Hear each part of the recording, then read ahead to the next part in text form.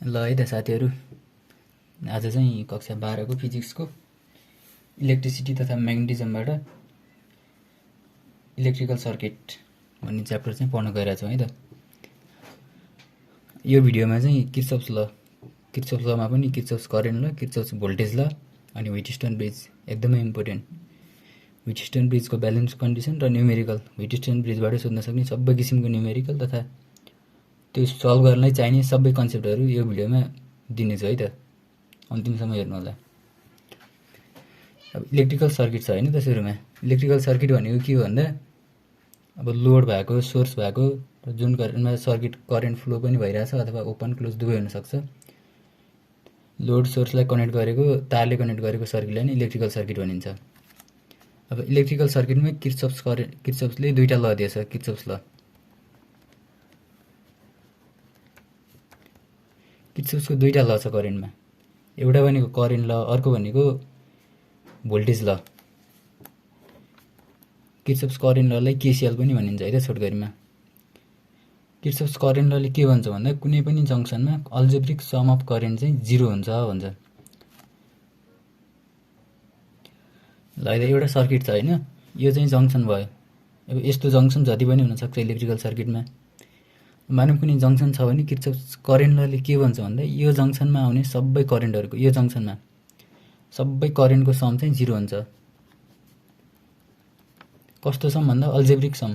Algebraic sum भनेको plus minus के छ त, जस्तो जंक्सनतिर गइरहेछ भने त्यसलाई प्लस लिम, जंक्सनबाट बाहिर गइरहेछ भने त्यसलाई माइनस है त। जंक्सनतिर गएको एउटा I1 plus I2 some plus लेख्नु पर्यो, जंक्सनबाट बाहिर गएको छ I3 माइनस भयो, आउटगोइङ करेन्ट बराबर 0। I1 plus I2 minus I3 बराबर 0। अब यो भनेको I3। अथवा किर्चहोफ्स ललाई अर्को कसरी पनि स्टेट गर्न सकिन्छ भन्दा इनगोइङ करेन्ट इन जंक्सन बराबर आउटगोइङ करेन्ट। यो नै किर्चहोफ्स करेन्ट ल है त। किर्चहोफ्सले अर्को ल पनि दिएको छ भोल्टेजको लागि कुनै पनि सर्किटमा क्लोज लुपमा। क्लोज लुप भनेको कुनै पनि सर्किटमा तपाई एक ठाउँबाट स्टार्ट गर्नुभयो भने तपाई घुमेर लास्टमा त्यही आउनु भने त्यसलाई क्लोज लुप भनिन्छ। के भन्छ भन्दा भोल्टेज लले algebraic sum of EMF in a closed loop in an electrical circuit is equal to the sum of product of current and resistance. कुनै पनि सर्किटमा EMF हरुको टोटल EMF हरुको अल्जेब्रिक सम भनेको त्यो सर्किटमा भएको रेजिस्टेन्स र त्यो रेजिस्टेन्समा फ्लो हुने करेन्टको समसँग इक्वल हुन्छ भन्छ। अब यसलाई चाहिँ अहिले हामीले सर्किटमा हेर्यौं भने अझ राम्रोसित बुझिन्छ होला। अब चाहिँ व्हिटस्टोन bridge.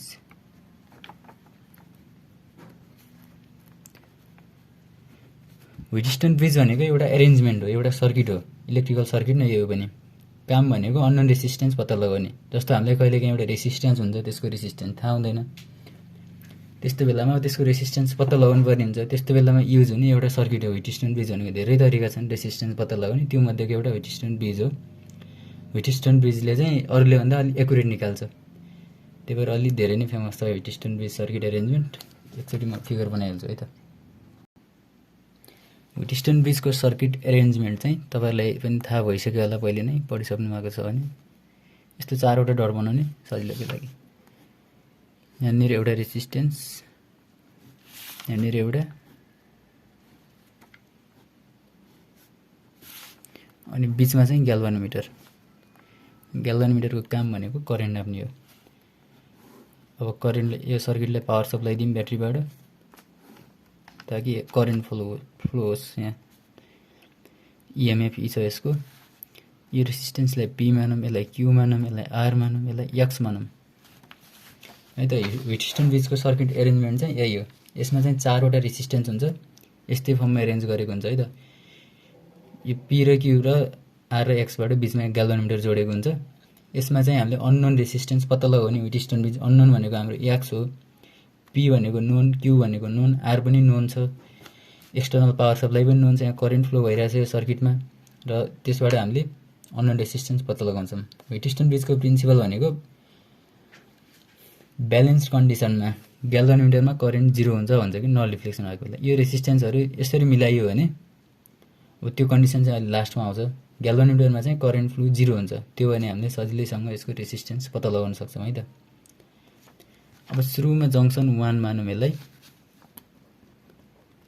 Applying KCL at junction 1। अब केसीएल ले के भन्छ त algebraic sum of current in circuit is equal to एउटा जंक्सनमा करेन्टको अल्जेब्रिक सम चाहिँ 0 हुन्छ भन्छ। मानौँ कि यहाँ I1 गयो, यहाँ I2 गयो, करेन्ट I आइरहेको थियो, जंक्सनमा पुगेपछि करेन्ट बाँडिन्छ, यता I1 गयो, मानौँ यता I2 गयो। अब फेरि I1 करेन्ट यहाँबाट बगेर आइरहेको थियो, फेरि जंक्सन आयो, अब फेरि यहाँ बाँडिनु पर्यो। यहाँ ग्यालन मिटरमा IG गयो, मानौँ टोटल I1 आएको थियो, IG चाहिँ यता गयो, अब कति बच्यो त I1 माइनस IG चाहिँ रेसिस्टेन्स क्यूमा फ्लो भयो। अब यताबाट I2 आछ, यताबाट पनि IG आइरहेछ, अब दुवै मिलेर यता बग्छ, यहाँ I1 र I2 र IG आएको, कति बग्छ त भन्दा I2 प्लस IG। अब यो दुईटालाई जोड्नु भने I1 प्लस I2 हुन्छ, त्यो भनेको सुरुको इनफ्लो जति थियो बाहिरबाट पनि त्यति नै आउँछ करेन्ट र त्यो बगिरहेको हुन्छ सर्किटमा। जंक्सन 1 मा केसीएल एप्लाई गरौँ है त। I भनेको इनगोइङ प्लस I1 भनेको आउटगोइङ प्लस I2 भनेको पनि आउटगोइङ, माइनस लेख्ने आउटगोइङले बराबर 0। I बराबर के भयो त I1 plus I2, equation first मानौँ। अब केबीएल एप्लाई गरौँ, लुप फर्स्ट, मैले यसलाई लुप फर्स्ट भन्छु, यसलाई लुप सेकेन्ड भन्छु है त। लुप भनेको क्लोज हुनु पर्यो, यहाँबाट यहाँ गयो, यहाँबाट आयो, यहीँ आएर क्लोज भयो, यसलाई चाहिँ क्लोज लुप भनिन्छ। अब यो डिरेक्सन चाहिँ कुन मान्ने भनेर कन्फ्युजन होला तपाईँहरूलाई, जुन मान्दा पनि हुन्छ, तपाईँहरूले यस्तोमुखी मान्न पनि सक्नुहुन्छ, क्लकवाइज एन्टी क्लकवाइज जस्तोमुखी पनि, आफूले एउटा मानेको है त, त्यो जुन माने पनि केही फरक पर्दैन।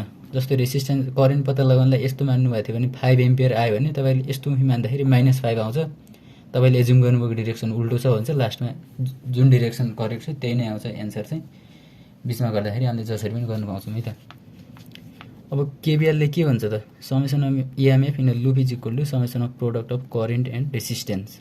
अब यो लुपमा हेरौँ, सोर्स कतै छ त इएमएफ, केतै पनि छैन, 0 भइहाल्यो समेसन इएमएफ। अब करेन्ट र रेसिस्टेन्सको प्रोडक्ट, म यहाँबाट सुरु गरेँ, करेन्ट यता फ्लो भइरहेछ, हामीले दिएको डिरेक्सन पनि यस्तै छ, पोजिटिभ लेख्ने त्यसलाई,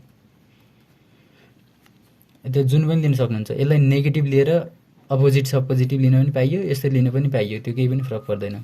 जस्तो कि यहाँ पोजिटिभ यहाँ नेगेटिभ दिएर जहाँ लास्टमा कहाँ पुग्यो नेगेटिभ, त्यही भएर नेगेटिभ भन्न पनि पाइन्छ। दुईटा एप्रोच छ है त, त्यसमा नझुकिने होला। म चाहिँ यो मैले दिएको डिरेक्सनमा करेन्ट फ्लो भइरहेछ भने त्यसलाई प्लस लिन्छु, अपोजिटमा छ भने माइनस।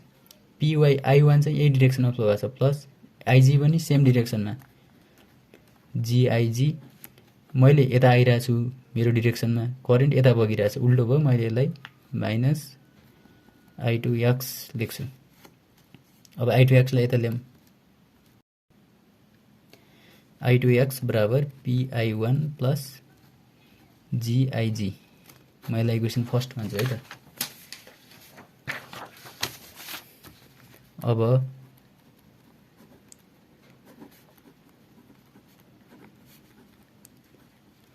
लुप 2 मा केबीएल एप्लाई गरौँ है त। सेम त्यस्तै गरी मैले यस्तो एजुम गरेँ, ल मानौँ म यसको लागि अपोजिटै एजुम गर्छु है त, तपाईँहरू नझुकिनु होला। यसमा चाहिँ मैले क्लकवाइज डिरेक्सन एजुम गरेँ है त करेन्ट फ्लोको। म यहाँबाट सुरु गर्छु, मैले एजुम गरेको डिरेक्सन यस्तो गइरहेछ, करेन्ट पनि त्यही डिरेक्सनमा फ्लो भइरहेछ, I1 माइनस IG, पहिला यो लेखिहालौँ है त, समेसन E बराबर समेसन IR।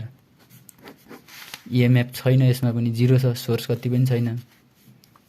IR भनेको अब यसमा हेर्दा I1 माइनस IG Q। अब म यता मैले डिरेक्सन यस्तो एजुम गरिरहेको छु, यो चाहिँ उता गइरहेछ, अपोजिट भयो मेरो, -R I2 प्लस IG। फेरि मैले डिरेक्सन यस्तो एजुम गरेको थिएँ, यो करेन्ट चाहिँ तल आइरहेछ, म माथि गइरहेको छु मेरो डिरेक्सनमा, करेन्ट तल आइरहेछ, IG G बराबर 0। यसलाई इक्वेसन 2 मानौँ। अब व्हिटस्टोन ब्रिजले काम गर्ने भनेको ब्यालेन्स्ड कन्डिसनमा हो। यदि त्यो सर्किट ब्यालेन्स बनाउन सकिएन भने हामीले रेसिस्टेन्स पत्ता लगाउन सक्दैनौँ। व्हिटस्टोन ब्रिजको ब्यालेन्स कन्डिसन के हो भन्दा, जब रेसिस्टेन्सहरूको रेसियो यसरी मिलाइन्छ कि ग्याल्भनोमिटरमा करेन्ट नै फ्लो हुन्न, नल डिफ्लेक्सन हो, त्यही नल डिफ्लेक्सनको प्रिन्सिपलमा व्हिटस्टोन ब्रिजले काम गर्छ। नल डिफ्लेक्सन हुँदाखेरि at balanced condition current through galvanometer बराबर 0, that is IG बराबर 0।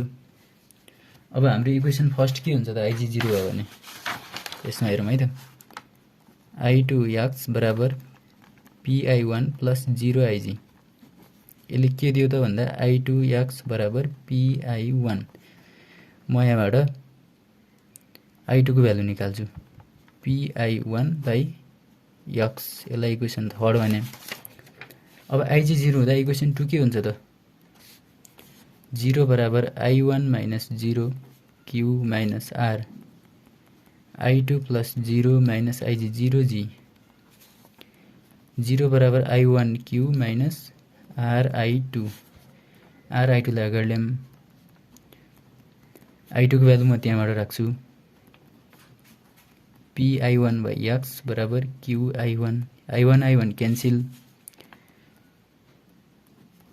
PR बराबर QX अब हामीले त पत्ता लगाउन खोजेको अननोन रेसिस्टेन्स हो यो चाहिँ व्हिटस्टोन ब्रिजको ब्यालेन्स कन्डिसन हो र अननोन रेसिस्टेन्सको एक्सप्रेसन चाहिँ P by Q into R P पनि नोन रेसिस्टेन्स R पनि नोन Q पनि नोन X को भ्यालु आइहाल्यो यसरी नै व्हिटस्टोन ब्रिजलाई युज गरिन्छ है त अननोन रेसिस्टेन्स पत्ता लगाउन अब यहाँ हेर्नु त PR बराबर QX आएको छ अब तपाईलाई फर्मुला याद गर्न झ्याउ होला कुन PR हो यसलाई P लेख्ने कि यसलाई Q त्यो अर्डर बिर्स्यो रे मानौं त्यस्तो बेलामा के गर्ने भन्दा अपोजिट आर्मको रेसिस्टेन्स यसको अपोजिट योसित कनेक्ट नभएको आर्म चाहिँ यसको अपोजिट हो अलि सर्किट यहाँ चाहिँ सजिलै बुझिन्छ सर्किटमा गाह्रो होला रेसिस्टेन्स P सित कनेक्ट नभएको R X सित नभएको Q P र R को प्रोडक्ट P र R यो अपोजिट Q र X त्यही आछ कि आछन् हेर्नु त यो चाहिँ यस्तो सर्किट ट्रिक भयो एक्जाममा सम्झिनलाई यही नै व्हिटस्टोन ब्रिजको ब्यालेन्स कन्डिसन हो यसरी नै हामीले रेसिस्टेन्स पत्ता लगाउने है त अननोन रेसिस्टेन्स अब चाहिँ एक दुईवटा न्युमेरिकल गरौँ क्वेशन छ find the current in the 60 ohm resistor 60 ohm रेसिस्टरमा करेन्ट पत्ता लगाउनु एट ब्यालेन्स्ड कन्डिसन अब यस्तो देख्दाबित्तिकै के थाहा पाउनु पर्यो भन्दा यो चाहिँ व्हिटस्टोन ब्रिजको क्वेशन रहेछ अब ब्यालेन्स्ड कन्डिसन पनि भनिरहेछ अब using Wheatstone bridge balanced condition Wheatstone ब्रिजको ब्यालेन्स्ड कन्डिसन युज गरौँ है त resistance of opposite arms equal हुन्छ अब R1 लेखौँ R1 बराबर 60 ओम R2 बराबर 200 ओम R3 बराबर 300 ओम र अननोन रेसिस्टेन्स छ R ओम को अब के गर्नु पर्यो भन्दा त्यो सिधै फर्मुला युज गरे पनि हुन्छ PQRX अब कन्फ्युज होला यता PQRX यस्तो हो कि कस्तो अब के सम्झिने भन्दा अपोजिट आर्मको रेसिस्टेन्सको प्रोडक्ट चाहिँ इक्वल हुन्छ 60 इन्टु यसको अपोजिट 300 R ओम इन्टु 200 यति लेख्यो सक्यो R 318,200 कट्यो बराबर 90 ओम आयो अब व्हिटस्टोन ब्रिजले चाहिँ रेसिस्टेन्स दियो हामीलाई व्हिटस्टोन ब्रिजको काम भनेको यति हो अब क्वेशनले के सोधेछ त भन्दा यसमा करेन्ट पत्ता लगाऊ भन्छ अब यसमा करेन्ट नै फ्लो भएको छैन भने हामीले यसलाई सर्किटबाट हटाउँदा केही पनि फरक पर्दैन है त अब म सर्किटलाई अलि सिम्पल गराउँछु 100 भोल्टको सोर्स छ यहाँनिरबाट एउटा 60 ओम गयो अनि एउटा चाहिँ R गयो R को भ्यालु कति आयो 90 यो 60 अब ग्याल्भनोमिटरमा करेन्ट नै फ्लो भएको छैन भने यहाँबाट आएको करेन्ट सिधै यता जान्छ त्यही भएर यो रेसिस्टेन्स ब्यालेन्स कन्डिसनमा केही काम नै छैन यसको यसलाई हटाइदिँदा हुन्छ है त सर्किटबाट अब 60 ओममा के जोडिरहेछ 200 म नाम दिएर बुझाउँछु A B C D भयो त A बाट दुईटा रेसिस्टर छ एउटा 60 ओमको एउटा 90 ओमको यता 200 300 B बाट यो त रेसिस्टेन्स छैन सिधै 200 तलबाट 300 दुईटा गएर कहाँ जोडियो त C मा यसलाई C भनौं अब हेर्नु त सर्किट कति सजिलो भयो इक्विभ्यालेन्ट रेसिस्टेन्स यो दुईटाको इक्विभ्यालेन्ट रेसिस्टेन्स कति हुन्छ सिरिजमा छ जोडिन्छ कति भयो 260 ओम अब तलको दुईटा यो दुईटा पनि सिरिजमा जोडिन्छ 390 ओम दुईटालाई एउटा 100 भोल्ट सप्लाई दिइराछ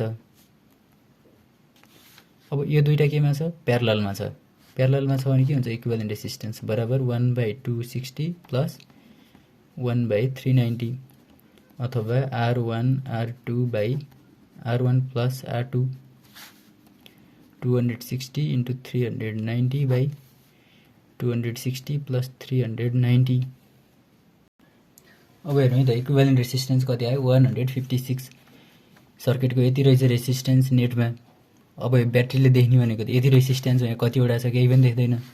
अब करेन्ट कति फ्लो भयो त इएमएफ बाई रेसिस्टेन्स भनेको 0.641 फ्लो भएर रहेछ। ब्याट्रीबाट गएको करेन्ट भनेको 0.641। अब रेसिस्टेन्स है त हामीले करेन्ट निकाल्दैछौँ। यसमा र यसमा फ्लो हुने करेन्ट सेम हुन्छ, सिरिजमा छ। यसमा र यसमा फ्लो हुने करेन्ट सेम हुन्छ, तर यो दुईटा लुप पार्टमा चाहिँ डिफ्रेन्ट हुन्छ। यो दुईटाको इक्विभ्यालेन्ट रेसिस्टेन्स 260, यो दुईटाको 390, दुईटालाई जोडेको है त। अब के छ त यो दुईटा प्यारललमा छ 260 र यो दुईटामा भोल्टेज कति हुन्छ त सेम हुन्छ। प्यारललमा भोल्टेज सेम हुन्छ, सिरिजमा छ भने करेन्ट फ्लोइङ सेम हुन्छ। अब जंक्सन 1 मा केसीएल एप्लाई गरौँ है त। किर्चहोफ्स करेन्ट ल इनगोइङ करेन्ट कति छ जंक्सनमा 0.641। आउटगोइङ भनेको I1 यो लुप यो पार्टमा गयो, I2 चाहिँ यता गयो। यसलाई इक्वेसन फर्स्ट मानौँ। अब के हुन्छ यो दुईटा सिरिजमा छ, ए प्यारललमा छ मानौँ, सरी। दुईटामा भोल्टेज सेम हुन्छ। Voltage across 260 equal to voltage across 390। 260 मा गएको भोल्टेज भनेको current I1 into resistance 260 current I2 into 390। यसबाट I1 बराबर 1.5 I2 आयो। अब दुईटा इक्वेसन छ I1 I2 को यो र यो। I1 को भ्यालु यसमा राखौँ 0.641 बराबर 1.5 I2 प्लस I2। I2 को भ्यालु 0.256, I1 को भ्यालु यति आयो। यही नै भयो है त करेन्ट एक्रस 60 ओम रेसिस्टर्स क्वेसनले सोधेको। यिनै कन्सेप्ट लगाएर सबै क्वेसन सल्भ गर्न सकिन्छ है त। लास्टमा फेरि पनि भने व्हिटस्टोन ब्रिजको प्रिन्सिपल भनेको अपोजिट आर्मको रेसिस्टेन्सको प्रोडक्ट इक्वल हुन्छ। यो र यसको प्रोडक्टलाई यसको र यसको प्रोडक्ट इक्वल हुन्छ। यति नै थियो। मन पर्यो भने साथीहरुलाई शेयर गर्नु होला है त। हेल्प भयो होला पक्कै पनि भन्ने आशा गरेको छु। धन्यवाद।